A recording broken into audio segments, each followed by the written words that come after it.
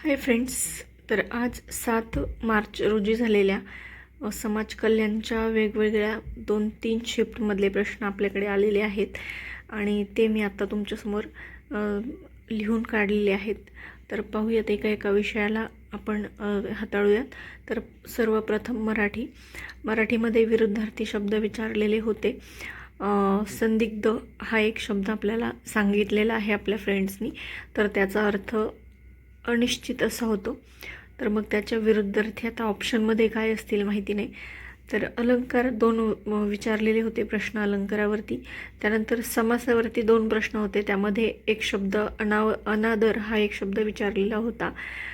त्यानंतर प्रयोगावरती आज पहिल्या शिफ्टमध्ये 3-4 प्रश्न विचारण्यात आलेले होते आणि त्यानंतरच्या शिफ्टमध्ये सुद्धा 1-1, 2-2 प्रश्न हे प्रयोगावरती आलेले होते. समानार्थी शब्द विचारलेले होते. त्यामध्ये तटिनी हा शब्द, तर तटिनी हा शब्द नदीचा समानार्थी शब्द आहे. त्यानंतर खप्पड हा एक शब्द विचारलेला होता.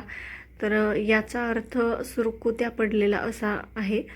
सारस हा एक शब्द विचारलेला होता. तर सारस या शब्दाचा समानार्थी शब्द आहे तलाव. राम गणेश गडकरी यांचं टोपण नाव विचारलेलं होतं. तर त्यांचं टोपण नाव बाळक राम असं आहे. त्यानंतर द्विज नसलेला पर्याय ओळखायचा होता.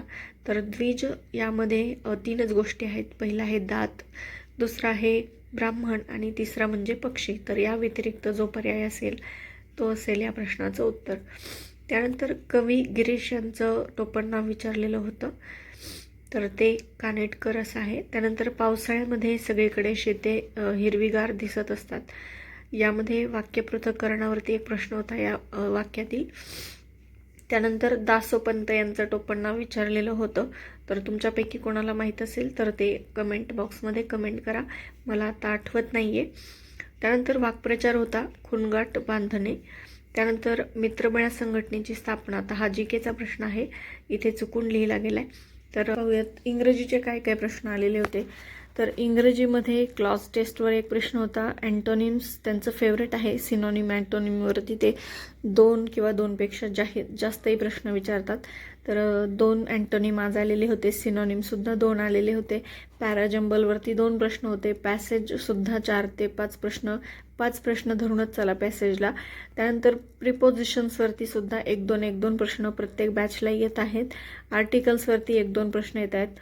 वन वर्ड सबस्टिट्यूशनवरती काही बॅचला 1 प्रश्न, काही बॅचला 2 प्रश्न असे येत आहेत.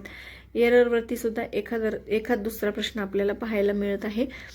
तर आज एकंदरीत दिवसभरातल्या पहिल्या, दुसऱ्या आणि तिसऱ्या शिफ्टचे प्रश्न किंवा टॉपिक अशा प्रकारे होते आज आपण पाहिलेले आहेत. तर व्हिडिओ आवडला असेल तर व्हिडिओला नक्की लाईक करा, आपल्या मित्रांबरोबर शेअर करा आणि चॅनलला नवीन असाल तर सबस्क्राईब करायला विसरू नका. त्यानंतर पहा, उत्तरावरती 5 प्रश्न आलेले होते. त्यानंतर आपल्याला जीकेचे खूप महत्त्वाचे असे प्रश्न पाहायचे आहेत. तर त्यापूर्वी आपण गणिताचे पाहूयात.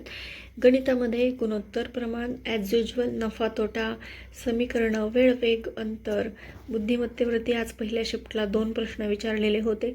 त्यानंतर सरासरी वेग काढायचा होता.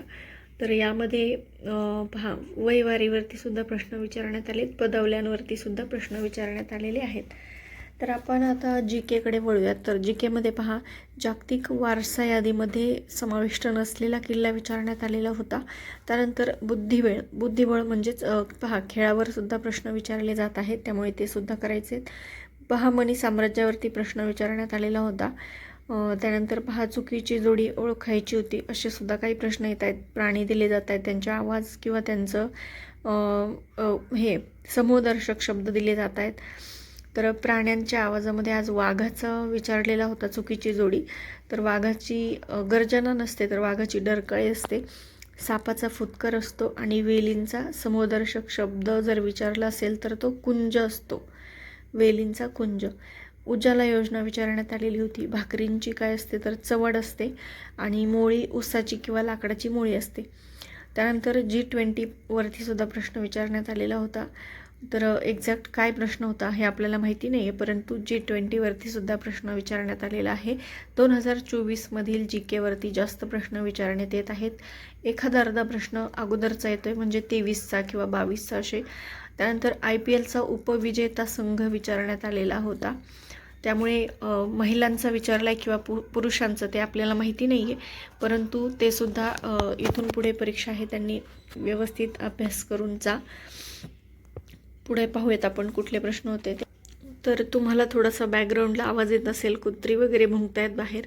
तर मला ना आज दिवसभर थोडंसं बरं वाटत नव्हतं, त्यामुळे मी आज दिवसा व्हिडिओ बनवलेला नाही आहे. परंतु आता दिवसभर आराम झाला आहे आणि मग रात्री झोपही येत नाही आहे आणि थोडंसं बरं वाटतं आहे. म्हटलं मग आता चला आपण व्हिडिओ बनवूयात. बऱ्याच विद्यार्थ्यांनी मला व्हॉट्सॲपला प्रश्न सेंड केलेले होते, त्यामुळे मग मी ती लिहून घेतली आणि आता बाळ झोपल्याच्यानंतर ते तुमच्यासाठी मी घेऊन आलेली आहे व्हिडिओ. तर थोडंसं बाहेरचा आवाज जो आहे तो इग्नोर करा, हे मला सांगायचे. तर पहा पुढचा प्रश्न. 98व्या अखिल भारतीय साहित्य संमेलनाचं वरती प्रश्न आलेला होता. तर अध्यक्ष विचारले असतील तर तारा भवाळकर आहेत. तर हे कुठे झालेलं आहे? दिल्ली या ठिकाणी आत्ता नुकतंच पार पडलेलं आहे 98व्या क्रमांकाचं. ठीक आहे. तर पैठणी साडी कशापासून तयार होते हा एक प्रश्न होता. तर ऑप्शन काय होते त्यानुसार उत्तर येईल. त्यानंतर सर्वोच्च न्यायालयाचे सरन्यायाधीश कोण आहेत हाही प्रश्न विचारण्यात आलेला होता. तर आता नुकतेच बदललेले आहेत. संजीव खन्ना हे आहेत 51. त्यानंतर छत्रपती शिवाजी महाराज कोणत्या संतांना मानत असत हा एक प्रश्न होता. तर या प्रश्नाचं उत्तर मला असं वाटतं संत रामदास आहे. त्यानंतर महाड सत्याग्रह आहे हा केव्हा झाला हाही प्रश्न होता. तर हा 1927ला झालेला सत्याग्रह आहे. त्यानंतर सत्यशोधक समाजाचे स्थापना वर्ष विचारण्यात आलेले होते 1873. ठीक आहे. 1818चं जे म्हणजे युद्ध झालं होतं किंवा लढाई झाली होती पेशवा दुसरा बाजीराव यांच्या काळातलं, त्यावरती प्रश्न होता. त्यानंतर सातपुडा पर्वतातील उत्तर वाहिनी नदी यावरती सुद्धा एक प्रश्न विचारण्यात आलेला आहे. अर्जुन पुरस्कार 2024 वरती सुद्धा प्रश्न विचारण्यात आलेला आहे. ठीक आहे. त्यानंतर मूलभूत कर्तव्यावरती प्रश्न विचारण्यात आलेला आहे. तर यामध्ये अनुच्छेद किंवा कलम 51 वरती प्रश्न आलेला आहे. महाराष्ट्रातील सर्वात जास्त पाऊस पडणारं ठिकाण विचारण्यात आलं आहे. अगदी सोपा प्रश्न आहे, सगळ्यांना याचं उत्तर माहिती असेल. अंबोली हे ठिकाण सिंधुदुर्ग जिल्ह्यातील